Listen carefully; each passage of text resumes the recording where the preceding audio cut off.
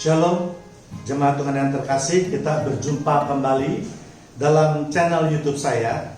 Dan pada kesempatan ini saya akan membahas mengenai berkomen atau memberikan kritik terhadap suatu khotbah. Hal ini perlu saya bahas karena sekarang ini banyak sekali pendengar khotbah yang memberikan komen atau kritik dengan tidak memakai aturan, atau bahkan lebih sering bukan lagi membahas atau mengkritik suatu khotbah, tetapi langsung menyindir, menghina, menghujat, dan seterusnya. Semua kata-kata kotor itu keluar dari mulutnya melalui jari-jarinya, sehingga komen dari suatu khotbah akhirnya menjadi batu sandungan atau bahkan menjadi biang permusuhan antara para pendengar khotbah tersebut. Padahal kita tahu bahwa tujuan adanya daripada firman Tuhan bukan untuk menyindir, menyerang, menghina, ataupun menghujat, tetapi untuk memperbaiki kehidupan manusia. Jadi menurut saya tidak boleh sembarang orang itu memakai firman Tuhan untuk hal-hal yang bersifat negatif tadi. Ya, seseorang harus memenuhi kualifikasi atau kriteria untuk dapat mempergunakan firman Tuhan.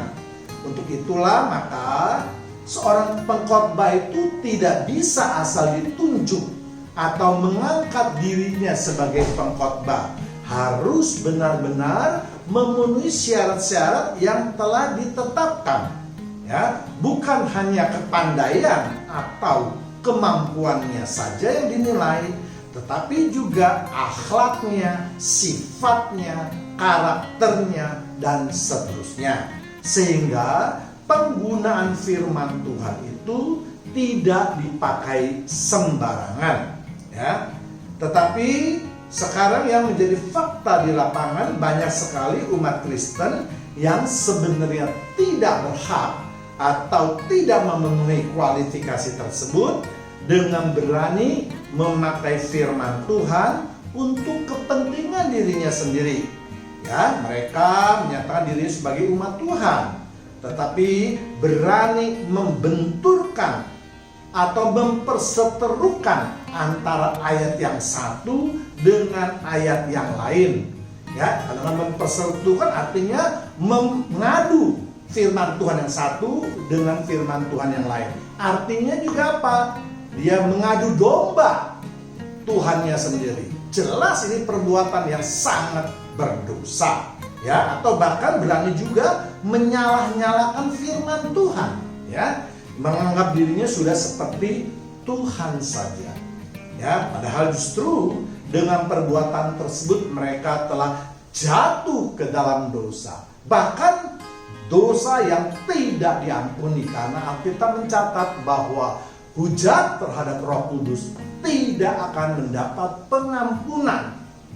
Jadi hati-hati ya saudara yang selama ini mengkritik dengan membabi buta, ya. Jadi menurut saya kalau memang mereka ini tertarik untuk mendalami Alkitab, jauh lebih baik itu memilih jalur yang tepat. Apa itu? Misalnya ya dengan mengikuti pendalaman Alkitab di gerejanya. Di sana bisa tentu diadakan ya diskusi, bukan berdebat, diskusi dengan para pendeta yang jelas mempunyai kualifikasi yang baik.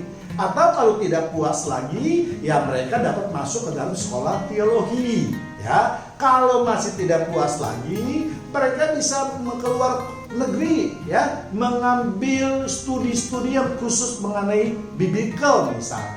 Jadi banyak cara sebenarnya yang dapat ditempuh oleh mereka yang benar-benar ingin menguasai firman Tuhan. Ya, Sebab adalah sangat berbahaya sekali kalau seseorang itu belajar dengan kemampuannya sendiri atau pada pihak-pihak yang tidak tepat. Ya, Alkitab sudah menyatakan, terkutuklah mereka yang mengandalkan kekuatannya sendiri. Ya, apalagi belajar dari orang-orang yang kita anggap atau yang sudah dicap oleh Persatuan Gereja Indonesia sebagai aliran yang sesat. Ya, ini sungguh sangat berbahaya. Ya, jadi mereka dengan sadar itu dan berani membenturkan ayat-ayat tadi itu karena apa? Dapat terjadinya karena pemahamannya yang kacau, pemahaman yang tidak tepat, belajar kepada orang yang salah. Ya, jadi sungguh ironis memang zaman sekarang. Mereka yang jelas tidak mengetahui atau tidak mengalami Alkitab, tetapi dengan gagah mengatakan mereka yang benar. Hanya berdasarkan khotbah dari seorang pendeta atau pendetanya di gereja, atau mendengarkan khotbah dari YouTube, ya, tanpa mau mengecek, tanpa mau menyaring pendapat-pendapat atau khotbah-khotbah tersebut. Apakah khotbah itu benar berdasarkan firman Tuhan, ya. Ingat, beda antara ayat biak dan Alkitab biak. Karena sekarang ini banyak sekali orang yang ayat biak, asal ada ayatnya satu, mereka langsung memegang, mengambil, menerjemahkannya secara literal tanpa mau melihat secara keseluruhan. Padahal terus terang saja, kalau kita membicarakan mengenai ayat, tentu akan banyak sekali ayat-ayat di kitab-kitab lain yang saling berhubungan. Untuk itulah maka disebut Alkitabiah. Artinya bisa jadi suatu ayat itu kalau kita bicarakan, apalagi kalau didebatkan, didiskusikan, bisa memakan waktu berjam-jam. Karena itu menyangkut seluruh ayat-ayat yang ada di dalam Alkitab. Dan ini yang mereka sangat jarang mau mengerti. Mereka mengatakan bahwa kalau ada ayatnya, ini loh ada ayatnya saja. Ya, inilah yang disebut menyesatkan. Ya, nanti kalau mengenai kata sesat akan saya bahas dalam video yang berikutnya. Ya, jadi yang jelas adalah pendidikan yang benar, yang tepat itu memang sangat dibutuhkan. Ya, yang menjadi pertanyaan, apakah itu yang memang dikehendaki oleh para pemberi komen atau pemberi kritik? Sebelum mulai membicarakan mengenai kritik atau aturannya, terlebih dahulu saya ingin mengingatkan kepada mereka yang menamakan dirinya para pengkritik itu, bahwa sebenarnya dalam khotbah searah yang seperti ini tidak dikenal adanya saran atau komen atau kritik. Ya, tidak ada, ya. Sama halnya bila kalian itu berada di dalam suatu gereja atau di mana Anda bergereja. Kalau kalian bergereja di gereja kalian, ya, tentu kalian tidak bisa atau tidak boleh melakukan kritik terhadap para pengkhotbah, ya kan? Karena para pengkhotbah itu telah ditunjuk dan dianggap memenuhi syarat oleh gereja di mana Anda bergereja. Ya, sedangkan Anda itu bukan penatua, bukan pengurus gereja, Anda itu cuma jemaat biasa. Jadi hak dan kewajibannya jelas sudah diatur. Kalau Anda itu sebagai umat biasa, ya duduk saja manis, buka telinga Anda, dengarkan firman Tuhan dengan baik. Kalau Anda merasa tidak benar atau tidak cocok, ya Anda tidak bisa merubah orang lain sesuai dengan keinginan Anda. Sebab tidak mungkin satu khotbah itu bisa memuaskan seluruh pihak, apalagi kalau ada ratusan atau ribuan orang. Ya, jadi yang dapat Anda lakukan adalah kalau Anda tidak cocok dengan pengajaran gereja Anda silakan angkat kaki keluar dari gereja tersebut dan pindah ke gereja lain. Kalau masih tidak cocok, pindah lagi sampai Anda menemukan apa yang cocok di hati Anda. Ya, demikian juga kalau Anda mendengar suatu video, tidak mungkin pemikiran Anda itu masuk ke dalam pemikiran saya. Sebab saya membuat video berdasarkan konsep, berdasarkan pengetahuan saya dan keyakinan saya, pengajaran gereja saya atau sinode saya. Ya, nah, jadi ini harus dipahami. Ya, jadi kalau tidak cocok dengan video saya atau video siapapun juga di YouTube, tinggal skip saja, pindah ke video lain. Ya, itu yang dapat sebenarnya Anda lakukan dengan baik sehingga Anda tidak jatuh ke dalam dosa.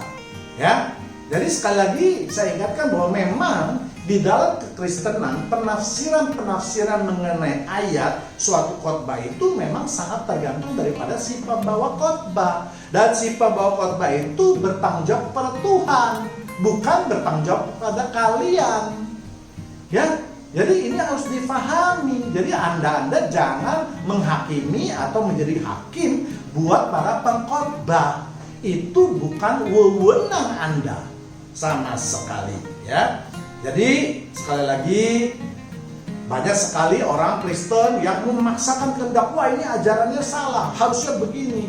Kalau ajaran di kekristenan itu sudah satu penafsiran, maka tidak mungkin ada puluhan atau bahkan ratusan sinode di dalam kekristenan.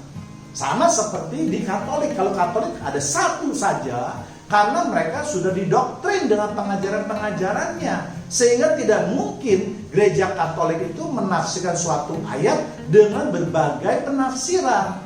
Nah, ini kelemahan daripada gereja Kristen Protestan. Mereka tidak mempunyai satu pegangan di mana para pengkhotbahnya diwajibkan harus mengikuti suatu sekolah atau kualifikasi tertentu. Sehingga penafsirannya bisa berbeda-beda. Dan inilah yang harus kita ketahui.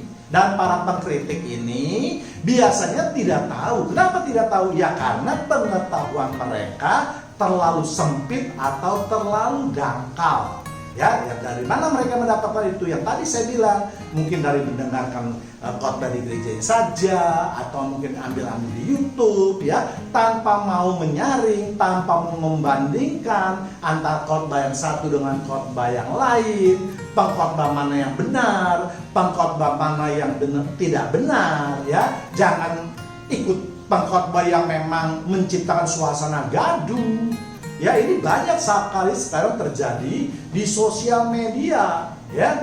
Jadi ingat, di antara Kristen itu jangan ada saling memaksakan kehendaknya sendiri. Mari kita hargai, ya, penafsiran antara satu sinode atau satu pengajaran dengan pengajaran yang lain, ya. Jadi bagaimana pertanyaan selanjutnya kalau kita mendengar ada video yang mungkin tidak sesuai dengan hati kita, ya?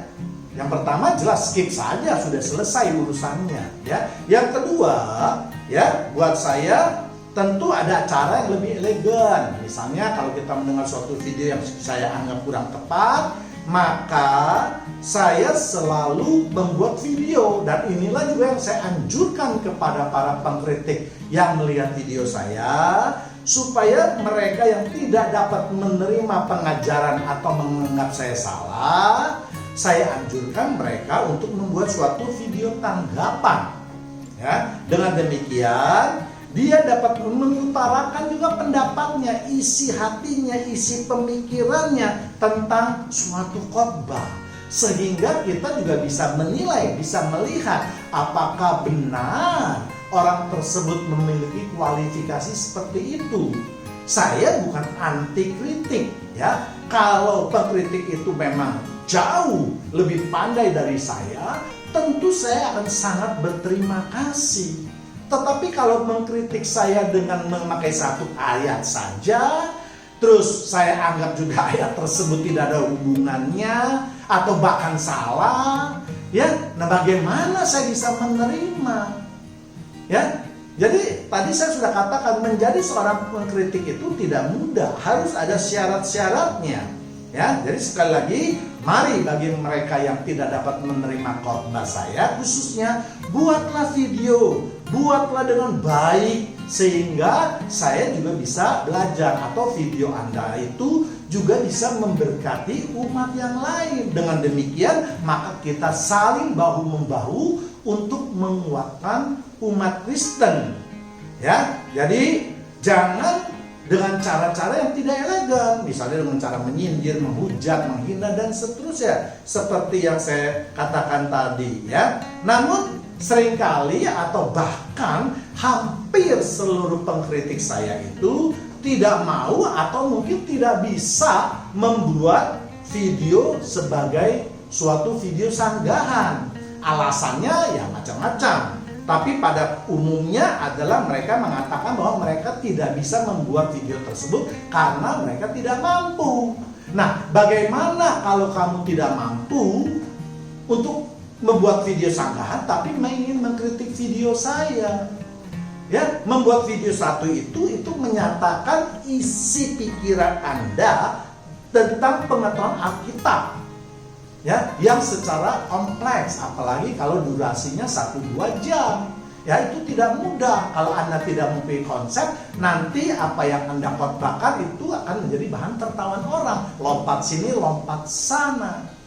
Ya, jadi kalau Anda atau kalian ini tidak bisa membuat video sanggahan, jelas Anda tidak boleh mengkritik saya ataupun mengkritik orang lain atau video lain. Itu sudah menyatakan kemampuan Anda itu di bawah daripada si pembuat video tadi. Suka tidak suka, inilah realitasnya. Makanya tadi saya anjurkan kalau kalian itu memang mau hebat, belajar, sekolah, kalau perlu keluar negeri, sehingga Anda benar-benar mempunyai pengetahuan Alkitab yang mumpuni, yang hebat. Ya, itu baru boleh menjadi pengkritik.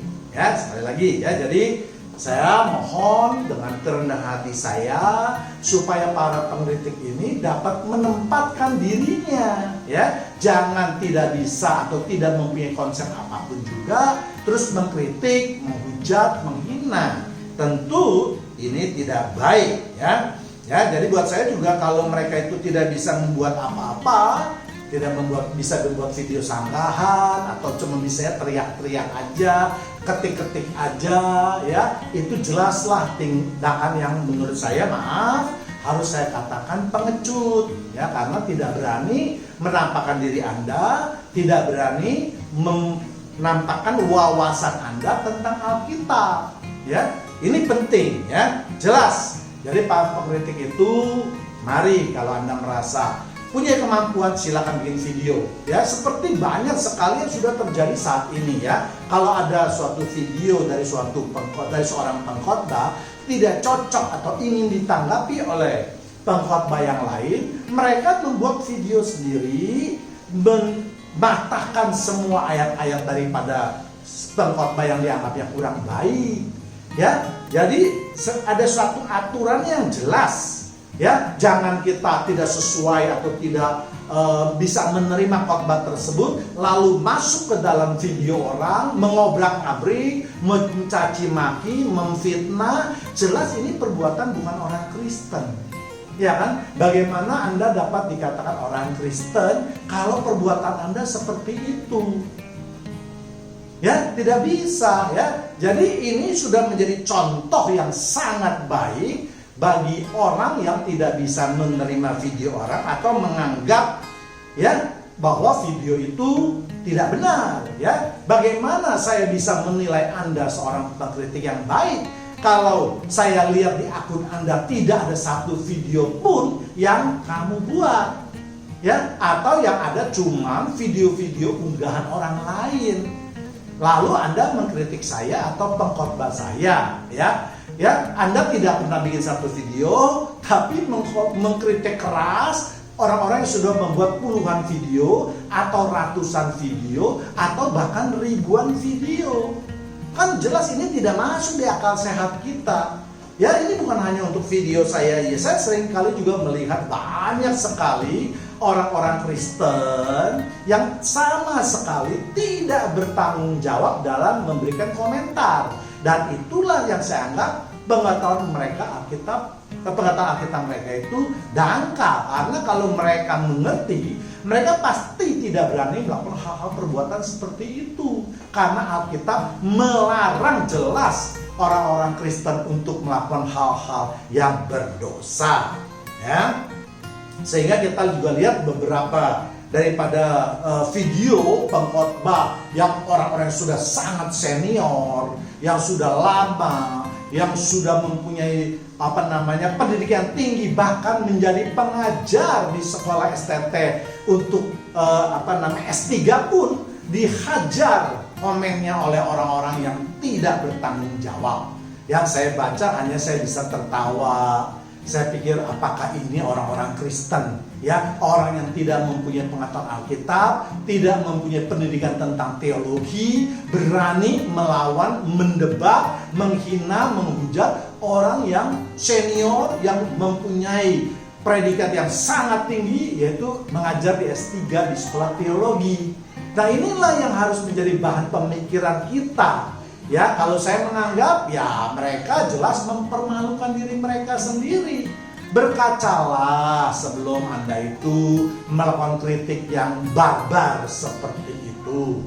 Ya, jelas tidak bisa saya terima, ya. Tapi saya sangat menghargai mereka yang memang mau mengkritik saya untuk memberkati saya dan memberkati orang-orang yang membaca kritik tersebut.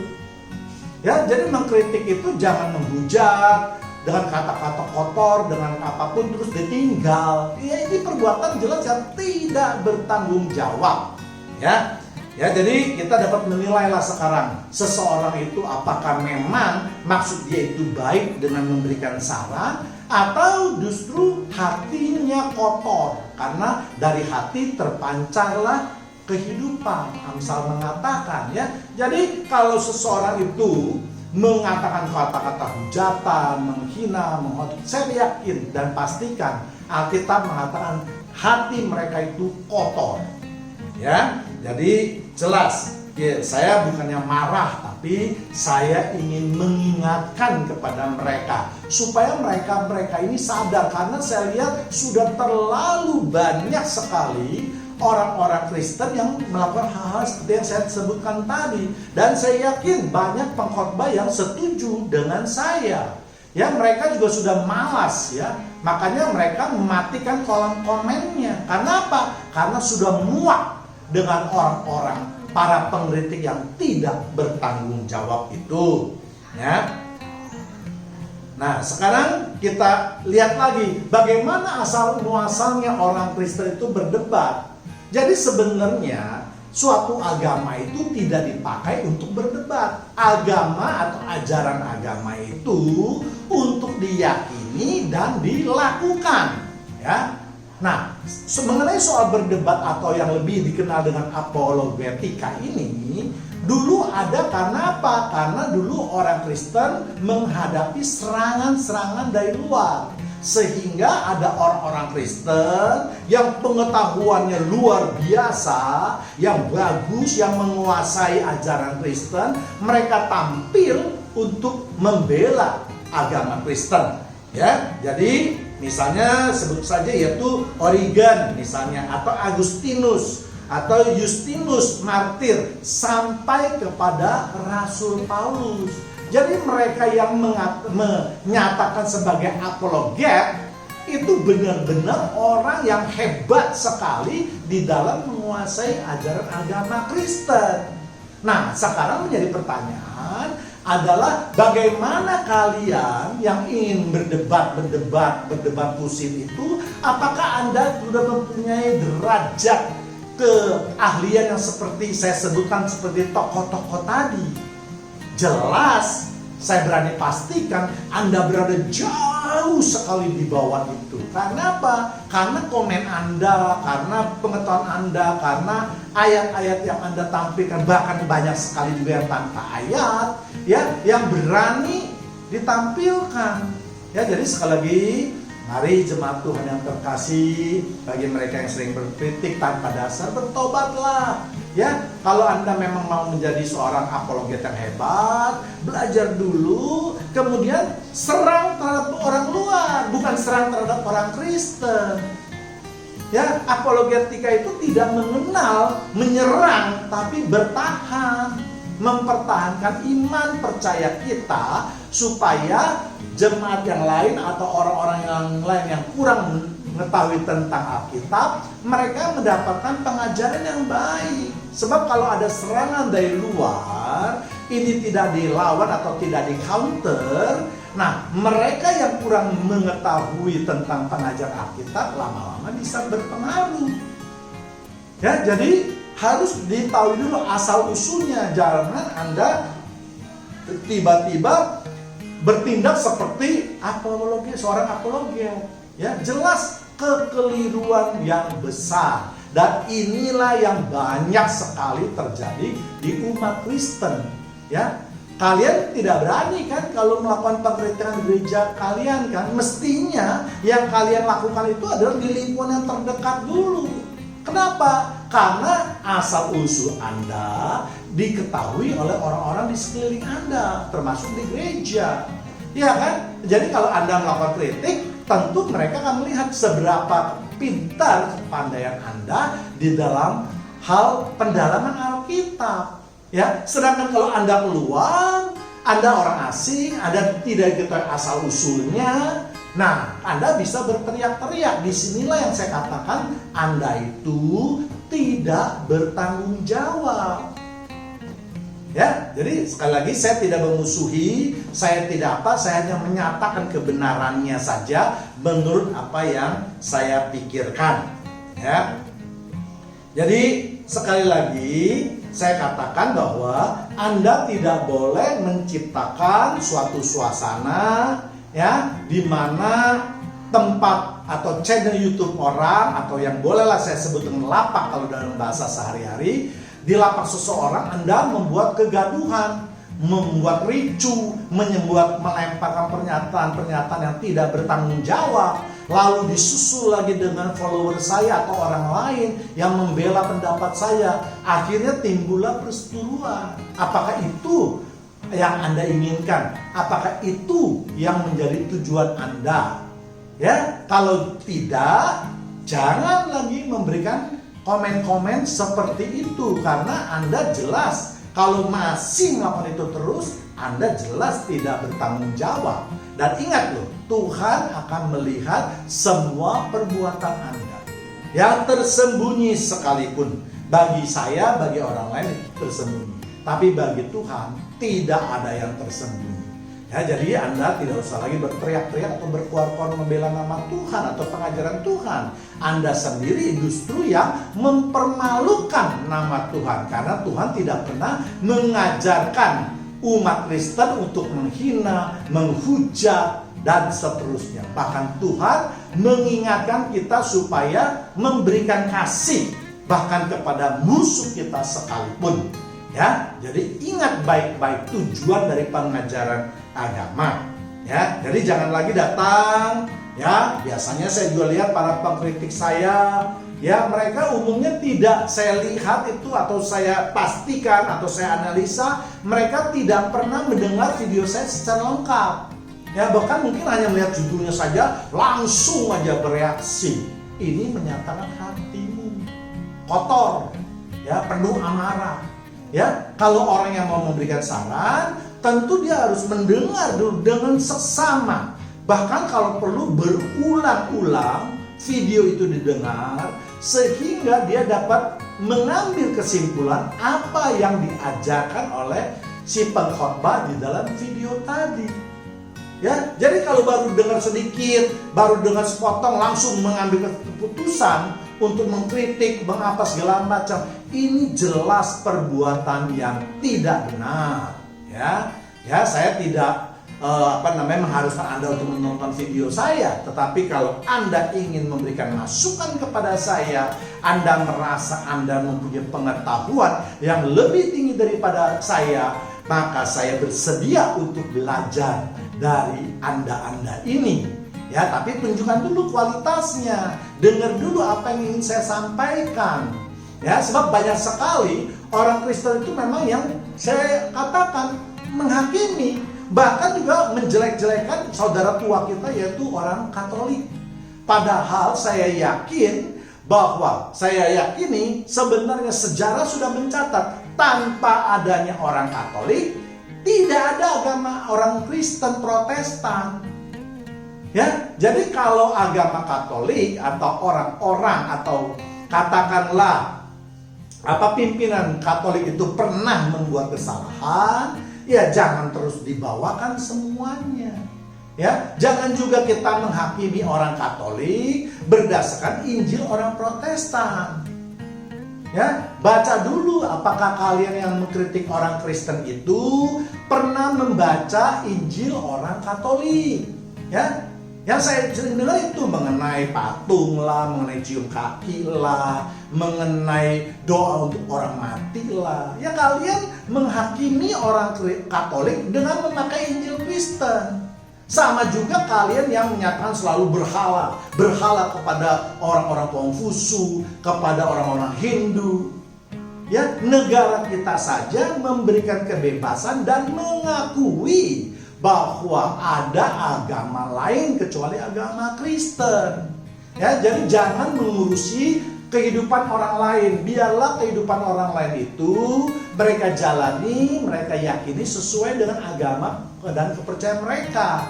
Dan kita sebagai orang Kristen bercerminlah apakah kita ini sudah melakukan apa yang telah diperintahkan oleh firman Tuhan.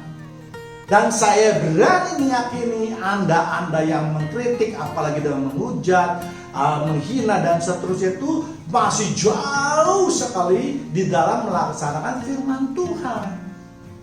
Ya, jadi jangan terus menghakimi, menunjuk-nunjuk orang yang bersalah. Ya, introspeksi saja terhadap diri kita sendiri, perbaiki saja kehidupan diri kita sendiri. Ya, kita lihat di Efesus 4:29. Janganlah ada perkataan kotor keluar dari mulutmu, tetapi pakailah perkataan yang baik untuk membangun. Ya, saya ulangi lagi.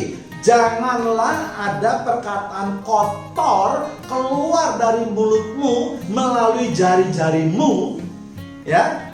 Tetapi pakailah perkataan-perkataan yang baik, pakailah jari-jarimu itu yang baik untuk membangun di mana perlu, supaya mereka yang mendengarnya, mereka yang membaca tulisan-tulisan komen kamu itu beroleh kasih karunia. Bagaimana kamu bisa orang bisa memperoleh kasih karunia dengan ketikan-ketikan kamu yang berisi kata-kata kotor, yang menghujat, menghina dan seterusnya. Ya, jadi firman Tuhan keras menunjuk kepada mulutmu yang kotor itu. Ya, kemudian 32, tetapi hendaklah kamu ramah terhadap yang lain, penuh kasih mesra dan saling mengampuni. Ya, sebagaimana Allah di dalam Kristus telah mengampuni kamu. Ya, jadi ingat ini di Efesus 4:29 ini. Kalaupun saya misalnya membuat penafsiran yang salah, ya menurut Anda, tegur saya baik-baik, ampuni saya. Itu yang harus kamu lakukan. Bukannya dengan menghujat, menghina, dengan kata-kata kotor, apalagi berani mempergunakan firman Tuhan. Karena firman Tuhan itu tidak dipakai untuk menyerang orang lain. Firman Tuhan itu dipakai untuk memperbaiki kehidupan, seperti di Efesus 4:29 ini, memperbaiki perilaku kamu yang salah, ya, sehingga kamu sadar bahwa apa yang kamu lakukan itu adalah suatu perbuatan yang berdosa. Karena apa? Itu saya yakin lah, kalian sebagai pengkritik yang mempergunakan kata-kata kotor itu sudah terbiasa masuk ke dalam lapak orang atau ke dalam channel YouTube orang. Ya, lihat mungkin hanya sekilas saja, kemudian langsung ketik-ketik menghina, menghujat dan seterusnya, lalu tinggal, lalu pindah lagi ke channel orang dan seterusnya dan seterusnya. Inilah perbuatan-perbuatan yang tidak dapat ditolerir, ya. Untuk itu mari saya himbau mereka yang selama ini melakukan hal itu supaya bertobatlah, ya. Kamu menjadi seorang yang jago berdebat sekalipun tidak akan membawa kamu menjadi selamat. Jangan pikir kalau kamu hebat dalam berdebat, itu kamu akan diselamatkan. Tidak. Perbuatanmu itulah yang menyelamatkan hidupmu. Ya, jadi supaya sadar lah ya. Dan saya rasa memang banyak orang yang sudah tahu Ya, tetapi yaitu saya kasih tahu ya, mereka lupa ya, karena mereka hidup di dua alam.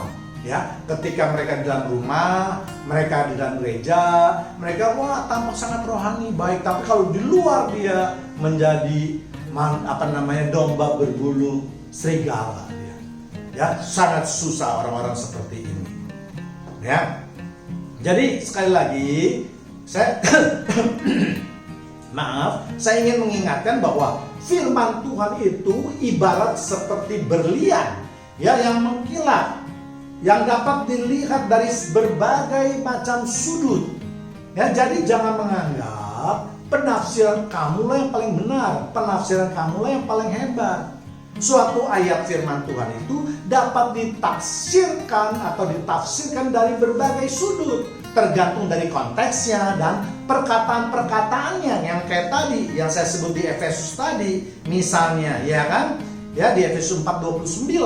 Kalau saya berfokus atau saya sedang berbicara mengenai perkataanmu yang kotor, maka inilah yang akan menjadi fokus daripada pemberitaan saya. Ya, tetapi kalau saya memakai kalimat atau mempergunakan kalimat kata-kata yang membangun, berarti ya saya harus menjelaskan mengenai apa arti kata-kata yang membangun. Ya, atau mereka yang mendengarkan supaya beroleh kasih karunia, berarti saya harus menjelaskan kalimat tersebut. Ya, jadi jelas kalian yang mengkritik itu tidak mengerti. Saya berani pastikan sekali lagi, tidak mengerti tentang pengajaran Alkitab, sehingga mereka berpikir, wah, apa yang saya pikirkan inilah yang paling benar, yang lainnya semua salah. Ya, dan saya mau katakan sekali lagi, yang bisa menyatakan penafsiran Alkitab atau firman Tuhan itu dengan benar dan sempurna hanya Tuhan sendirilah. Tidak ada manusia, siapapun dia, apalagi kalian yang tidak mengetahui, tidak memiliki pendidikan yang mumpuni, yang berani menyatakan bahwa pendapat kalian adalah yang paling benar. Ya, sekali lagi, makanya hendaklah disadari, ya. Jadi hendaklah saya kasih tahu, disadari, ya, jangan juga lah kita dengan ego kita, ya, menulis hal-hal yang tidak baik, yang tidak bertanggung jawab hanya untuk menyatakan, wah, saya ini loh berani mengkritik. Kalau menurut saya justru yang sebaliknya, maaf saya harus katakan, justru Anda memamerkan kebodohan Anda. Maaf saya harus katakan itu. Kenapa? Yang tadi saya katakan, Anda tidak tahu apa yang kamu kritik. Anda tidak mengerti apa yang dibawakan khotbah oleh orang-orang yang hebat-hebat itu. Ya, jadi sekali lagi saya tidak menghakimi mereka, tapi saya ingin mengingatkan mereka karena saya lihat di YouTube saya itu, waduh, ya, banyak sekali komentar-komentar yang memang sangat tidak memberkati. Untuk itulah saya jarang sekali mengomentari mereka yang tidak setuju dengan ajaran saya, karena saya sudah tahu bahwa kalau saya memberikan komentar pasti akan dibalas dengan kata-kata hujatan, kata-kata kotor, dan itu sama sekali tidak ingin saya ingini, ya. Saya tidak ingin terikut aliran mereka, ya. Mereka memang diajarkan oleh iblis sehingga ingin menggiring saya jatuh ke dalam dosa, ya. Namun saya kadang juga memberikan komentar bagi mereka yang setuju dengan pengajaran saya, dan ini wajar-wajar saja, ya kan? Ya, jadi sekali lagi, Anda yang tidak setuju dengan video saya, tidak dapat Anda memaksakan kehendak pikiran Anda kepada saya. Saya pun tidak bisa memaksakan pendapat saya kepada para pendengar video saya. Mari kita saling menghargai, ya. Kalau Anda tidak setuju dengan video saya, cukup skip saja, pindah aja ke tempat video lain, ya kan? Saya kan tidak pernah memaksa Anda untuk mendengar video saya. Ya, saya hanya upload video saya dengan harapan ada orang-orang atau umat Kristen yang merasa khotbah ini memberkati mereka, dapat menguatkan iman mereka, dapat menambah pengetahuan mereka. Ya, itu tujuan saya. Tujuan saya bukan untuk berdebat, ya. Kalau kamu ingin berdebat, sudah saya katakan tadi, masuk saja Anda ke channel-channel apologet yang saat ini juga banyak. Dan saya berani pastikan juga kalau Anda masuk ke sana dengan kesombongan Anda, apalagi dengan kata-kata kotor Anda, pasti Anda akan dihujat juga, akan dihabisi oleh host daripada yang punya YouTube tersebut. Ya, jadi saya mengingatkan bahwa Anda untuk memasuki ke rumah seseorang, Anda itu harus tahu diri, Anda itu harus mempunyai sopan santun. Ya, nanti coba Anda juga merasakan kalau Anda sudah mempunyai channel YouTube sendiri, mempunyai lapak sendiri, kemudian orang kalau datang terus menghujat-hujat Anda, menghina-hina Anda, bagaimana perasaan Anda? Ya, jadi jangan orang dunia saja tahu bahwa jika Anda ingin menghormati, hormati orang lain dulu. Ya, apakah dengan menghujat, menghina, itu Anda sudah menghormati orang lain? Ya, jelas jawabannya adalah tidak. Ya, jadi sekali lagi saya ingin ingatkan mereka, ya, janganlah mereka itu berbuat lagi semacam itu. Dan video ini saya buat memang khusus untuk menanggapi hal seperti ini karena saya sudah gerah, ya, sudah panas membalas mereka-mereka yang memiliki tabiat yang tidak baik ini. Dan video ini nanti akan saya unggah dalam setiap video saya bagi mereka, terutama bagi mereka yang menghujat-hujat di dalam video saya, ya. Dan hal yang tidak kalah pentingnya juga yang saya ingin ingatkan adalah yang tertulis di dalam Yakobus 1 ayat 19 ini. Hai saudara-saudara yang kukasihi, ingatlah hal ini. Setiap orang hendaklah cepat mendengar, lambat untuk berkata-kata. Ya, dan juga lambat untuk marah. Jadi kalau Anda belum mendengar video saya, sudah menghujat saya, menghina saya, mengatakan membuat ajaran yang sesat, ya bagaimana? Apakah Anda tidak mengerti bahwa ada di Yakobus ayat 1:19 ini? Kalau Anda sudah membaca Alkitab, saya yakin Anda pasti tahu, Anda pasti tidak berani melakukan hal ini. Karena Anda sebagai umat Kristen harus menjalankan atau tunduk kepada firman Tuhan. Ya, jadi tidak bisa Anda itu di satu pihak merasa harus membela Tuhan Anda, sedangkan di lain pihak Anda tidak pernah melakukan perintahnya.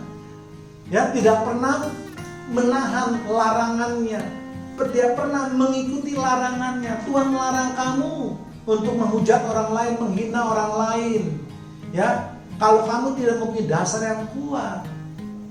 Ya, jadi sekali lagi untuk lebih jelasnya mungkin kalian bisa membacanya dari ayat 19 sampai ke ayat 25. Karena hari ini saya tidak membicarakan mengenai hal itu. Ya, saya membicarakan mengenai pendapat saya terhadap para pengkritik, ya. Jadi sekali lagi saya ingatkan kepada mereka, dengar dulu kalau kalian ingin memberikan saran yang membangun buat saya. Ya, saya tentu kalau mendengar bahwa memang saya membuat kesalahan di dalam video, dengan besar hati, dengan kerendahan hati, saya menerima itu semua. Tetapi kalau Anda itu tidak mengerti, mengeluarkan ayat-ayat yang saya anggap itu adalah ayat-ayat yang tidak ada hubungannya, ya susah. Ya, satu hal yang ingin saya ingatkan di dalam hal untuk berdebat juga. Ya, ini juga tidak pakai aturan. Ya kan, banyak para pendebat yang langsung mendebat. Apa yang saya ucapkan langsung dihantam dengan ayat-ayat lain. Inilah yang saya katakan tadi, memperseterukan firman Tuhan, atau dengan kata lain mengadu domba Tuhan kita. Itu perbuatan yang sangat jahat. Ya, perbuatan yang saya dapat kategorikan menghujat Roh Kudus. Ya, tetapi kalau Anda mau juga mengkritik saya, hendaklah Anda mendengarkan baik-baik. Kemudian Anda nyatakan ayat mana yang saya salah tafsirkan, ayat mana yang tidak dalam konteks. Itu yang benar. Bukan dengan cara memasukkan konsep atau pemikiran Anda ke dalam otak saya, itu tidak akan pernah bisa terjadi. Ya, karena saya juga terikat dengan pengajaran di gereja saya, dengan sinode saya. Ya, sebagai contoh misalnya, kalau kalian ada yang pengikut Yehova, sampai mati kita tidak akan bisa bertemu. Pengajaran Anda dengan pengajaran saya berbeda. Anda tidak mengakui Yesus sebagai Tuhan, sebaliknya saya mengakui banget Yesus sebagai Tuhan saya dan juru selamat saya. Anda menganggap bahwa Tuhan kamu mempunyai kekuatan roh segala macam, saya tidak mengakui. Ya, jadi memang inilah yang merupakan dasar pemecahannya daripada jemaat umat Kristen Protestan. Jadi jangan lagi. Jadi kalau ada orang-orang yang tidak sesuai dengan pengajaran saya, silakan skip. Saya sudah katakan tadi, ya. Jadi kita tidak usah berdebat yang ini perdebatan yang sudah terjadi puluhan tahun atau mungkin ratusan tahun dan tidak menghasilkan suatu kesepakatan. Kalau bisa mencapai suatu kesepakatan, pasti gereja Protestan ini sudah satu, utuh, tidak terpecah-pecah dalam puluhan atau ratusan sinode. Ya. Jadi inilah yang ingin saya katakan ya. Jadi kalau Anda mempunyai, sekali lagi ingin memberikan saran pada saya yang membangun, yang sudah memberkati, ya bisa dengan membuat video. Kalau Anda rasakan itu memang banyak sekali yang harus Anda sampaikan. Ya, kalau tidak, ya sampaikan dengan cara yang baik. Ya, nyatakan ayat mana yang saya salah kutip, yang mana saya salah tafsirkan, di mana konteksnya dan seterusnya. Itu baru benar, ya. Jadi janganlah jadi menurut saya inilah aturan-aturan cara berdebat inilah yang tidak diketahui atau tidak difahami oleh mereka.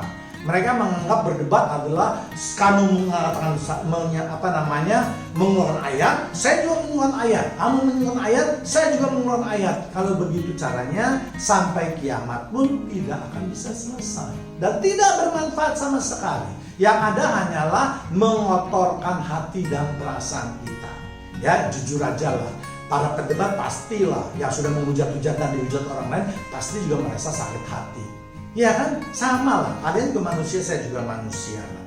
Ya, saya juga begitu. Ya, kalau saya menerima video kiriman dari seseorang yang saya anggap kontroversial, ya, saya punya dua pilihan tadi. Saya skip aja, saya tidak mau dengar karena saya lihat mungkin orangnya sudah tidak perlu lagi diberi sanggahan. Atau kedua, saya membuat video seperti ini. Ya, saya melihat banyak sekali para penghujat, pengkritik. Ya, saya membuat video. Ya, karena apa? Dengan video ini saya bisa banyak sekali, luas sekali, banyak sekali apa yang bisa saya bicarakan. Kalau video ini ditulis dalam tulisan, ini mungkin bisa udah berapa puluh halaman video. Dan bagaimana saya bisa menulis berapa puluh video, berapa puluh helai kuarto ataupun surat itu di dalam suatu kolom komentar. Atau dimanapun, di Facebook, di mana ini semua sama. Ya, jadi saya lebih senang kalau ada sesuatu yang mengajak hati saya membuat video. Karena dengan video ini saya tadi katakan, ya saya lebih leluasa ya di dalam menjawab setiap orang. Ya, bahkan ada juga yang mengajarkan kepada saya, baca lagi lah Alkitab. Ya, seakan-akan mereka sudah baca berapa ratus kali gitu loh. Ya, saya ingin mengingatkan kalau jemaat Tuhan sudah membaca 1, 2, 3 kali, 5 kali, jangan merasa hebat. Saya juga sudah puluhan kali menyelesaikan pembacaan firman Tuhan dan saya merasa masih jauh daripada pintar di dalam Alkitab. Justru sudah membuat video ini saya merenungkan, saya mendalami, saya menggali firman Tuhan. Itulah bentuk pengajaran yang sekarang saya lakukan, ya. Apalagi kalian berani menghujat orang-orang yang sudah puluhan tahun, 40, 50 tahun bergerak di dalam pemberitaan firman Tuhan, yang mungkin mereka sudah ratusan kali membaca firman Tuhan, membaca Alkitab, menyelesaikannya. Ya, jadi ingatlah, janganlah Anda merasa sombong, bermegah diri kalau Anda sudah baca. Ya, membaca itu juga tidak bisa Anda merasa sudah hebat. Ya, merenungkannya saja juga tidak pernah hebat. Saya yang mendalami juga tidak boleh merasa hebat. Ya, firman Tuhan yang merasa hebat hanya boleh Tuhan sendiri. Ya, kita semua juga masih belajar.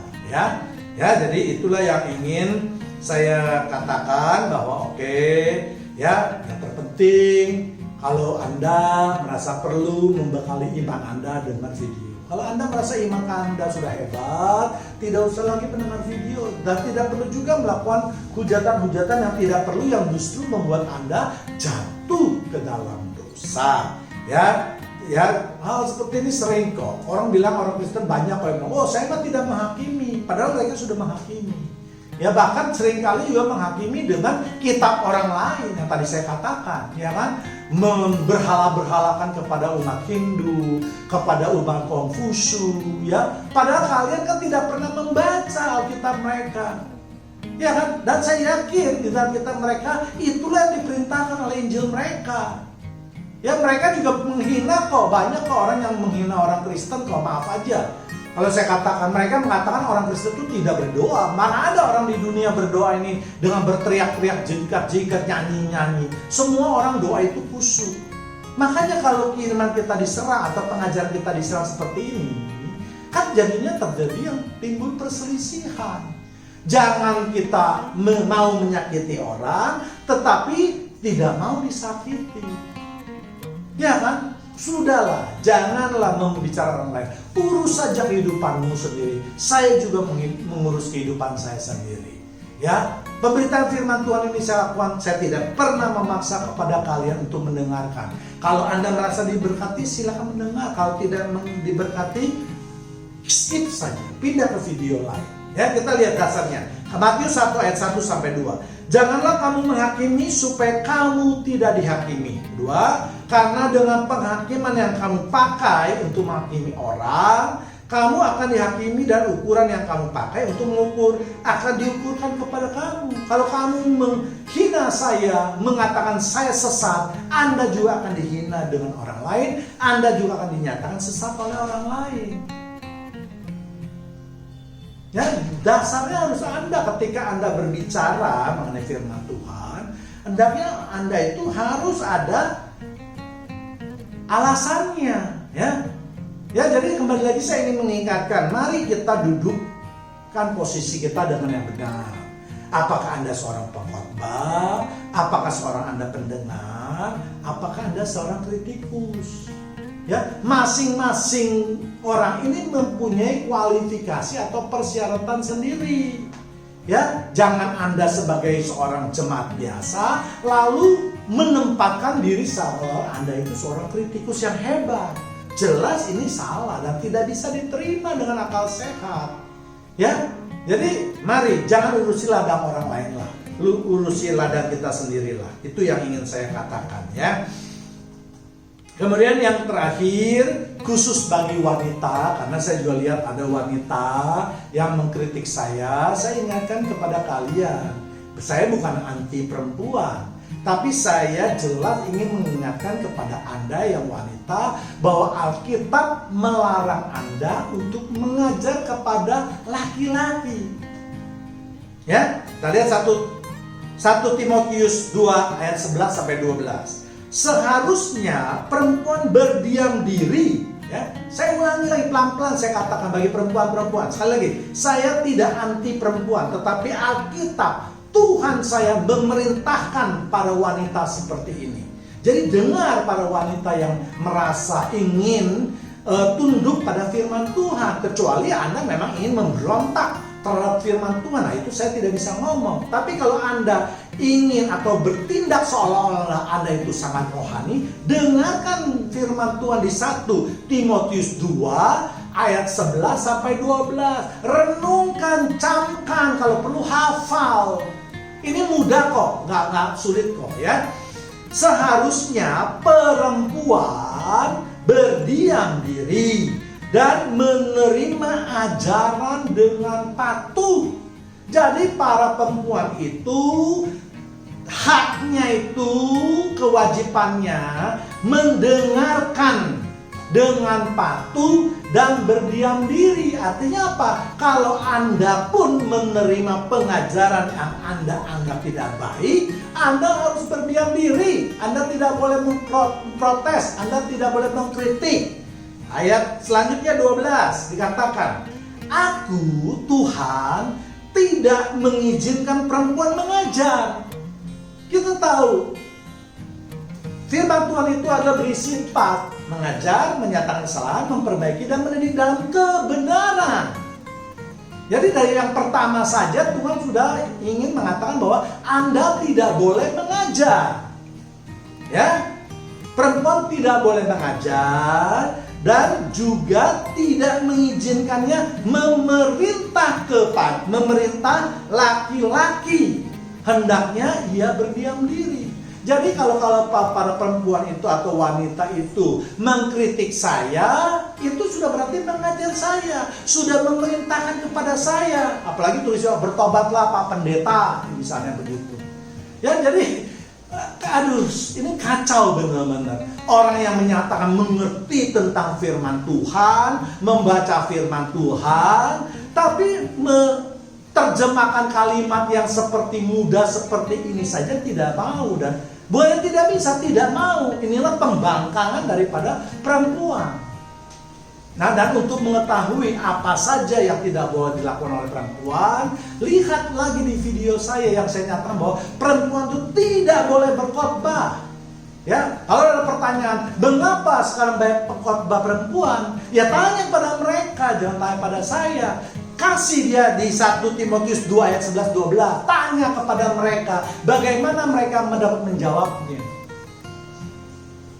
Ya, mereka pasti menjawabnya, oh ini mah lama, budaya orang-orang zaman dulu, tidak berlaku lagi zaman sekarang. Itu.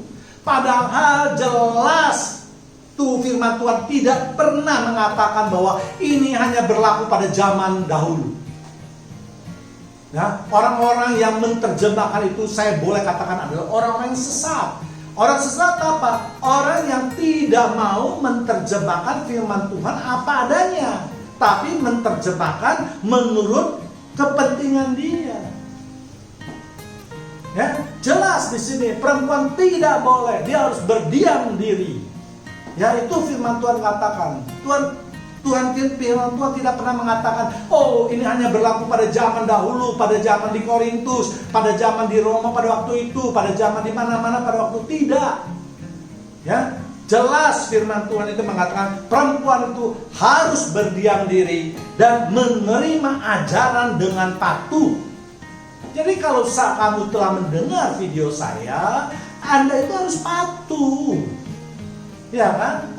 Itu firman Tuhan yang katakan loh ya. Jadi sekali lagi saya ingin menegaskan, karena saya lihat sekarang banyak sekali perempuan yang menyatakan dirinya pengkhotbah sekalipun melanggar firman Tuhan. Padahal di mimbar mereka berteriak-teriak, oh kita harus mematuhi firman Tuhan, kita harus menjalankan firman Tuhan. Yang begini gampang aja tidak bisa dijalankan, apalagi mau mengampuni mereka yang bersalah, mereka yang telah menyinggung kita, mereka yang telah memfitnah kita. Jadi omong kosong itu semua. Ya, mereka inilah yang saya anggap hidup di dua alam.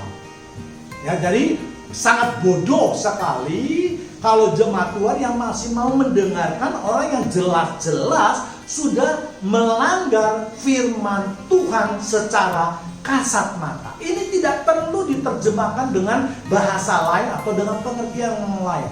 Ini sudah terang, jelas, terang benderang. Dan kalau kita mau lagi mengambil kepada skala yang lebih besar, pengajaran Kristen ini jelas bersifat patrialistik. Artinya memang laki-laki mempunyai tingkatan yang lebih tinggi dari perempuan. Suka tidak suka, itulah yang digariskan atau ditetapkan oleh Tuhan.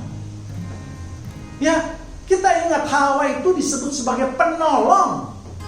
Kalau dia itu sama posisinya seperti laki-laki, tentu tidak disebut penolong. Kalau penolong dengan orang yang ditolong, itu biasanya itu lebih tinggi kedudukannya. Ya, hal lain juga kita tahu banyak sekali yang sudah dikhotbahkan. Nama perempuan di Alkitab itu sangat jarang ditulis kalau Tuhan tidak mempunyai maksud khusus. Ya, sangat jarang sekali. Keturunan-keturunan kita lihat semua tidak pernah atau jarang sekali perempuan disebut, kecuali Tuhan mempunyai misi yang khusus untuk menjelaskan sesuatu. Misalnya Hawa diberikan nama karena Hawa itu adalah sumber hidup daripada kehidupan yang bisa melahirkan kehidupan. Itu artinya Hawa. Jadi ada maksud Tuhan di dalam mencapai itu. Ya, jadi sekali lagi saya ingatkan, saya bukan anti perempuan, ya. Boleh saja perempuan melakukan pelayanan apapun juga sepanjang tidak melanggar firman Tuhan. Kalau toh melanggar firman Tuhan, ya itu pilihan. Saya tidak berhak untuk menghakimi mereka, ya kan? Tapi adalah hak saya juga untuk menyuarakan firman Tuhan, untuk kebenaran firman Tuhan, ya. Jadi mari kita saling menghargai, jangan mulut saya dibungkam, tidak bisa. Saya juga tidak bisa melarang mereka kalau mereka tetap mau berkhotbah. Itu urusan mereka dengan Tuhan, ya. Apakah Tuhan senang dengan pelayanan mereka, atau Tuhan mau mengutuki mereka, atau Tuhan bagaimana? Itu urusan mereka dengan Tuhan, bukan urusan saya lagi. Urusan saya adalah memberitakan firman Tuhan, ya. Jadi jelas ya. Jadi demikianlah tanggapan saya terhadap para pengkritik saya atau orang-orang yang membuat keributan di channel YouTube saya. Besar harapan saya, semoga kalian mau membuka hati, mau merubah, ya, mengenai perilaku kalian ini, dan hiduplah, dan mari kita hidup sesuai dengan kehendak Tuhan. Tuhan Yesus memberkati kita semua. Amin.